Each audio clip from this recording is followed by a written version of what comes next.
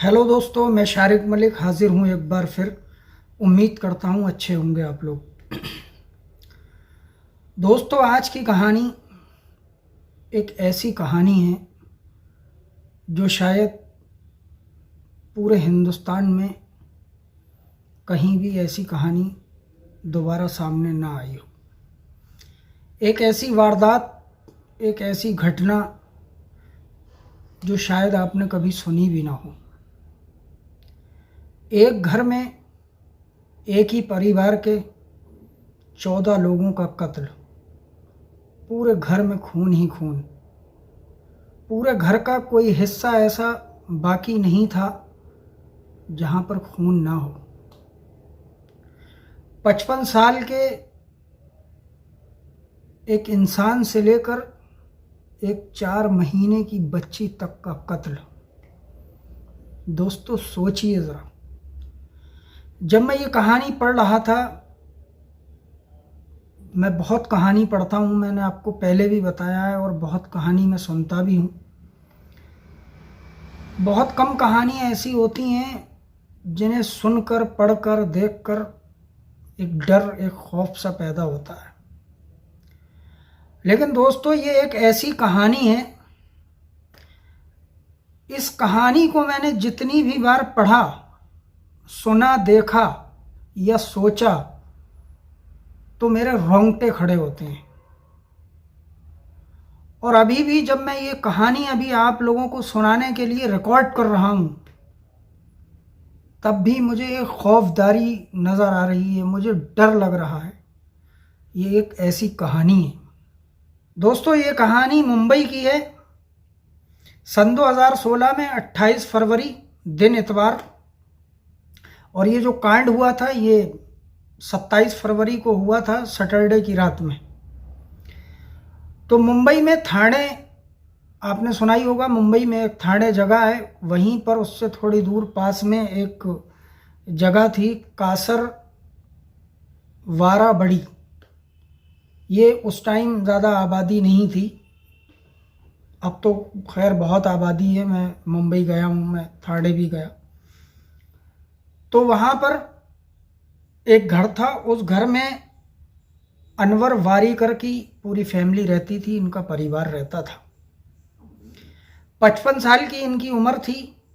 इनकी पत्नी थी, उनकी उम्र 50 साल थी, असगरी उनका नाम था। इनका एक बेटा था जिसका नाम था हसनैन। इनकी 4 बेटियां थीं, जिनमें से 3 बेटियों की शादी हो चुकी थी। एक बेटी दिमागी हालत से थोड़ी कमज़ोर थी, या कुछ उसको प्रॉब्लम थी, तो वो उसकी शादी नहीं हुई थी। इनके बेटे की भी शादी हो चुकी थी, हसनैन की, उसकी बहू थी। एक उसकी बेटी थी 6 साल की, और एक बच्ची थी 4 महीने की। और बताते ये हैं, जब ये हादसा हुआ, कांड हुआ, इस वारदात को अंजाम दिया गया, तो इस हसनैन की जो बीबी थी, ये 10 दिन पहले ही अपनी ससुराल वापस आई थी, क्योंकि ये मैके गई थी जब इसकी डिलीवरी हुई थी इस बच्ची की। तो ये होता ही है हम सब लोगों में कि डिलीवरी होने के बाद एक औरत जो होती है वो अपने मायके जाती है, तो ये भी गई थी। तो ये जो लौट कर आई थी, तो उस बच्ची की उम्र 4 महीने थी, और लगभग 10 दिन पहले ही वो आई थी। पड़ोसियों के मुताबिक, उस मोहल्ले के लोगों के मुताबिक, इनका बेटा हसनैन ये बहुत अच्छा नेचर, बहुत अच्छा, जो इसके पिता थे अनवर वारीकर, इनका बहुत अच्छा नेचर, मिलनसार लोग, अच्छे लोग, पैसे वाले लोग, पढ़े लिखे लोग। हसनैन भी पढ़ा लिखा था, कॉमर्स से पढ़ाई की थी, बीकॉम किया था, और वो किसी कंपनी में नौकरी करता था, एक सीए के तौर पर शायद। तो उसकी अच्छी सैलरी थी, 60-70 हज़ार रुपये मंथली। ये काफ़ी पैसे वाले लोग थे, ज़िंदगी अच्छी चल रही थी। हसनैन अपनी जॉब पर जाता था। अच्छा, इन लोगों में हर हफ्ते एक खाने का प्रोग्राम रखा जाता था, जिनमें सब लोगों की दावत होती थी, और सब लोग कभी अनवर वारी करके घर पर दावत होती थी तो यहाँ आते थे, कभी उनकी बेटी के घर पर दावत होती थी तो वहाँ जाते थे, कभी दूसरी बेटी के घर पर, कभी तीसरी बेटी के घर पर। इस तरीके से ये चलता रहता था। अब आने वाले टाइम में जब 27 फरवरी आई तो 27 फरवरी को अनवर वारी करके घर में दावत रखी गई। इन्होंने अपनी अब ये दावत जो है हसनैन को देनी थी। हसनैन ने अपनी बहनों को फ़ोन किया, उनको बुलाया और अपने 3 और रिश्तेदारों को बुलाया, लेकिन वो जो 3 रिश्तेदार थे वो किसी वजह से आ नहीं पाए, उनको पता नहीं क्या कुछ प्रॉब्लम थी। इसकी 2 बहनें तो आ जाती हैं, एक बहन को आने में कोई दिक्कत परेशानी होती है तो ये खुद उसको लेने जाता है, लेकर घर आता है अपने साथ। अच्छा, एक उसमें अजीब और चौंकाने वाली बात ये थी कि जब ये अपनी बहनों को फ़ोन करता है तो ये कहता है कि आप तीनों बहनों की दावत है, बच्चों की दावत है, लेकिन आपके जो हस्बैंड हैं मेरे बहनोई, वो लोग इधर नहीं आए क्योंकि उनकी दावत हम कल रखेंगे संडे में। ये एक अजीब बात थी, क्या सोच थी उसकी पता नहीं, ये तो वही जानता होगा।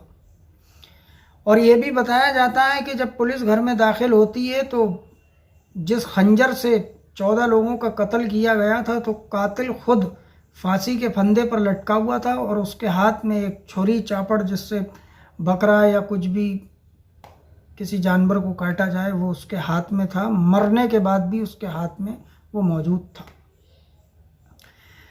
अब ये सैटरडे की रात में 27 फरवरी 2016 को इनकी दावत होती है। सब लोग आते हैं, खाना खिलता है। खाने के बाद ये हसनैन कोल्ड ड्रिंक भी लाता है। कुछ देर के बाद घर के सारे लोग एक एक करके बेहोश होने लगते हैं। ये उस खाने में या कोल्ड ड्रिंक में बेहोशी की दवा मिला देता है।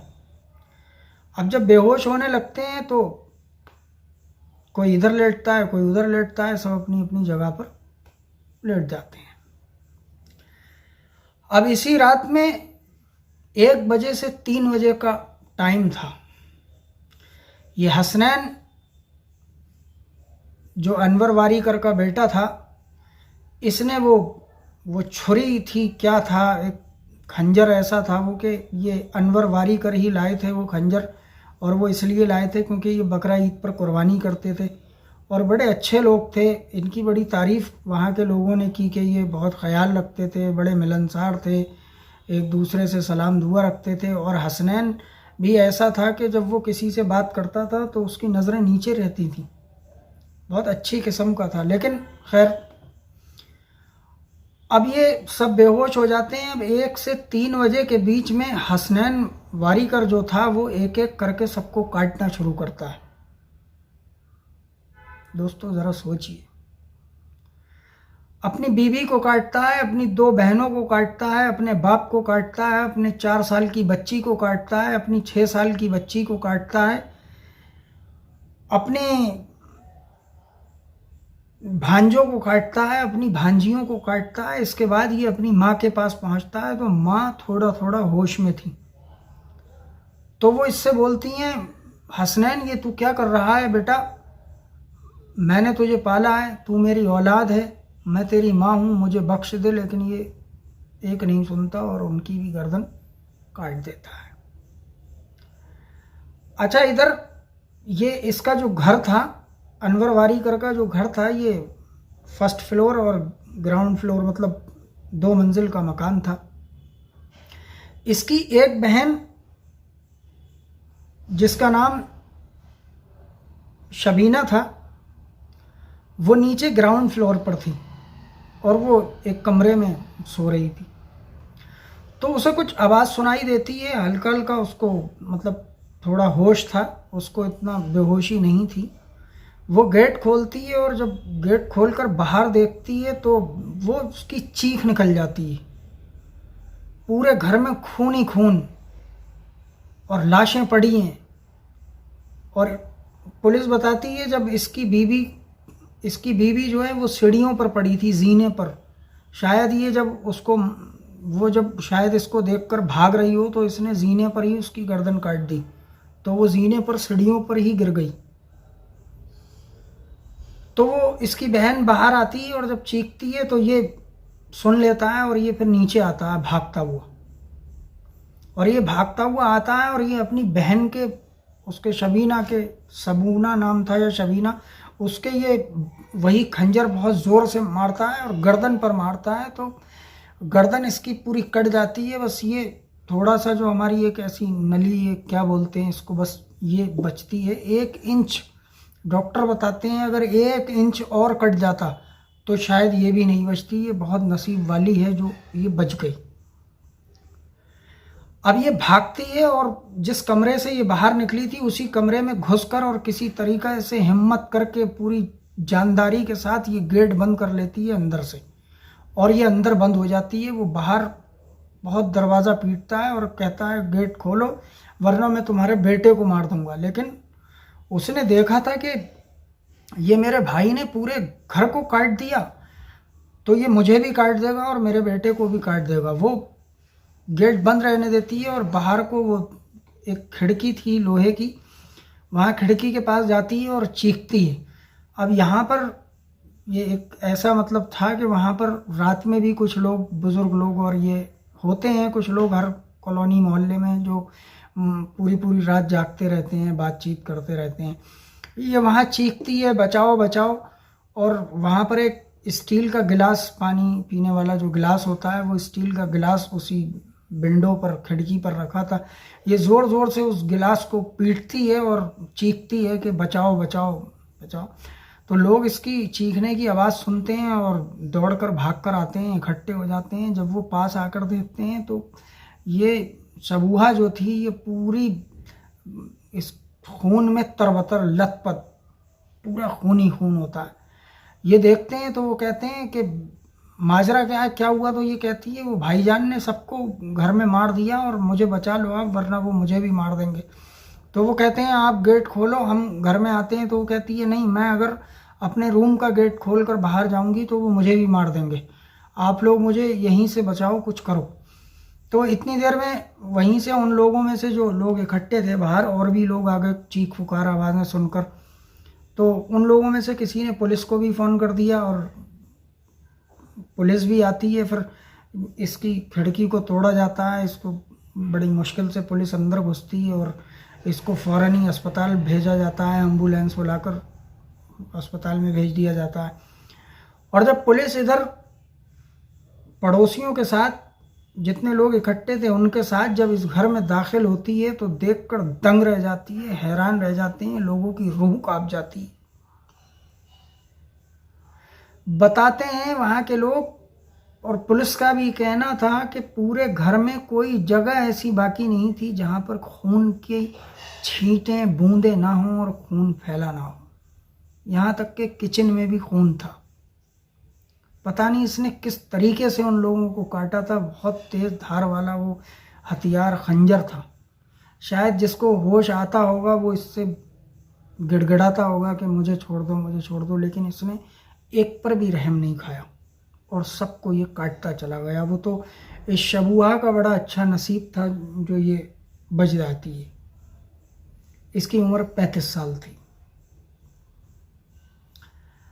अब और जब इस ढूंढती है कि जो उसने, शबूहा ने बताया भाईजान ने सबको मार दिया, वो उसको जब ढूंढते हैं तो ये ढूंढते ढूंढते जब ऊपर पहुंचते हैं फर्स्ट फ्लोर पे, तो एक कमरे में जाकर देखते हैं कि वहाँ पर ये जो हसनैन था ये फांसी के फंदे पर लटका है और इसके हाथ में बाकायदा वो खंजर, वो चाकू, वो चापड़, क्या बोलते हैं उसको, वो उसके हाथ में है और वैसे ही पकड़ा हुआ वो खड़ा है और वो भी मर चुका है।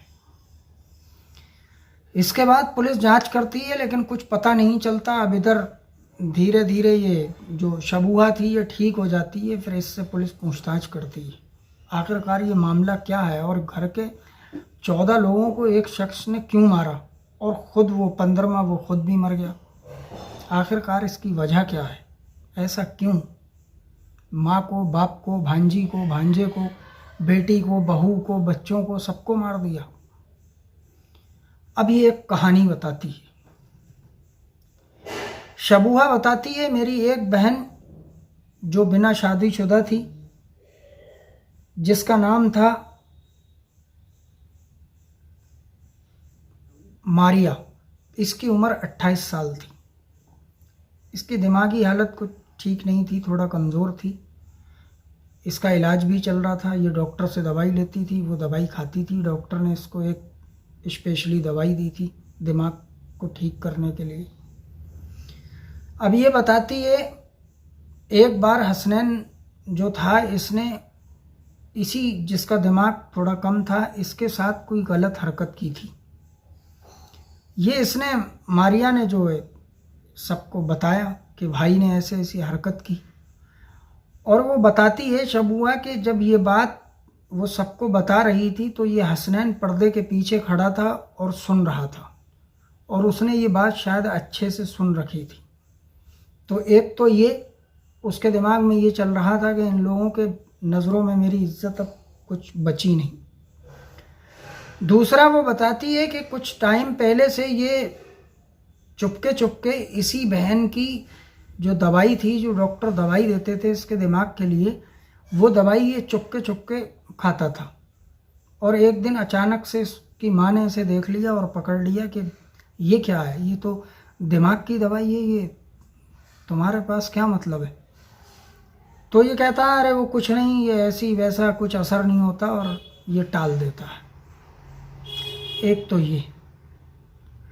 तीसरी चीज़, इसके ऊपर कम से कम 65 लाख रुपए का कर्जा था।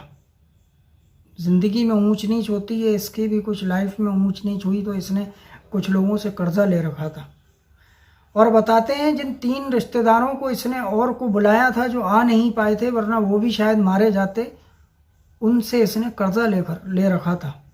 उनसे ये काफ़ी पैसे पहले ले चुका था, तो शायद ये उनको भी मार देता। इसने अपने बहनोइयों को ना बुलाया था, अगर उनको बुलाता तो शायद ये उनको भी मार देता। तो ये एक अजीब कहानी थी। इसके बाद काफ़ी जांच पड़ताल होती है, पुलिस जांच करती है, बहुत फिंगरप्रिंट्स और ये पुलिस अपने तरीके से बहुत जांच करती है, लेकिन कुछ मिलता नहीं।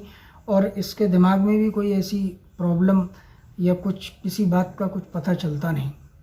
14 लोगों का मर्डर कर देता है, एक खुद भी मर जाता है। अब जिन जिन का ये कत्ल करता है उनके मैं नाम आपको एक बार बता देता हूँ। अनवर इसके पिता 55 साल, माँ असगरी इसकी 50 साल, इसकी बीवी जाबिन 28 साल, इसकी बहन इसकी बेटी मुश्तरा 6 साल, इसकी छोटी बेटी जिसकी बाद में डिलीवरी हुई थी 4 महीने की, उमेरा। शबूहा वो थी जो बच गई थी। बातुल इसकी बहन 30 साल, मारिया इसकी बहन 28 साल जो दिमाग से वो थी, अनस 12 साल इसका भांजा, सादिया 16 साल इसकी भांजी, अली हसन 5 साल इसका भांजा, उमेरा इसकी भांजी उम्र 7 साल, यूसुफ 4 साल इसका भांजा, और अर्शिया 5 साल इसकी भांजी। तो ये सब लोगों की जान एक मामा ने, एक भाई ने, एक बेटे ने और एक हस्बैंड ने ले ली।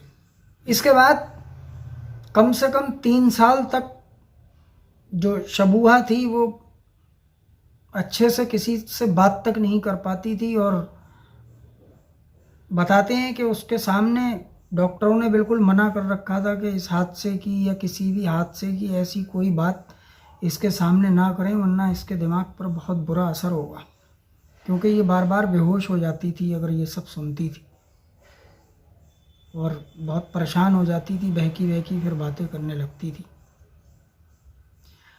तो दोस्तों, आज की ये कहानी इतनी खौफनाक, इतनी डरावनी थी कि कुछ बताया नहीं जा सकता।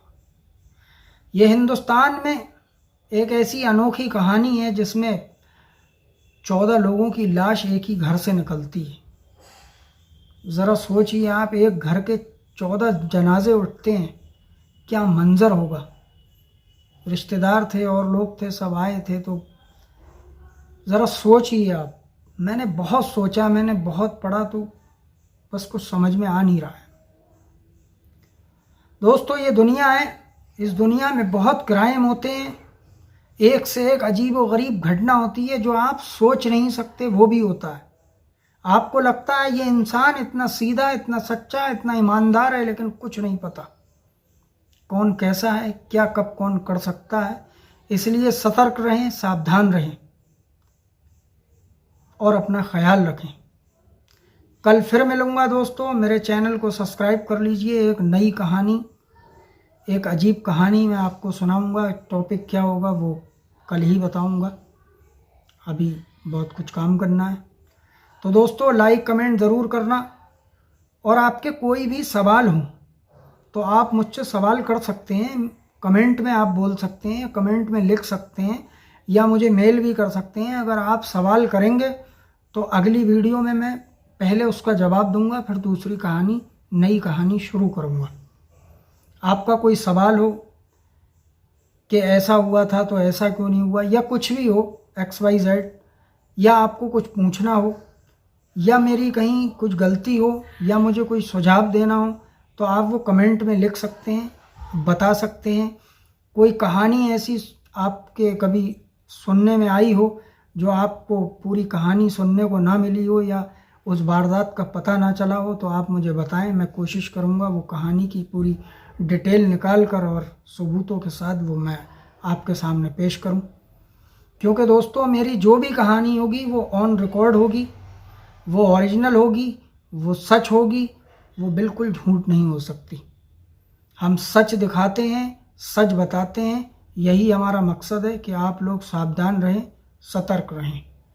तो दोस्तों अब दीजिए मुझे इजाज़त। जय हिंद, जय भारत।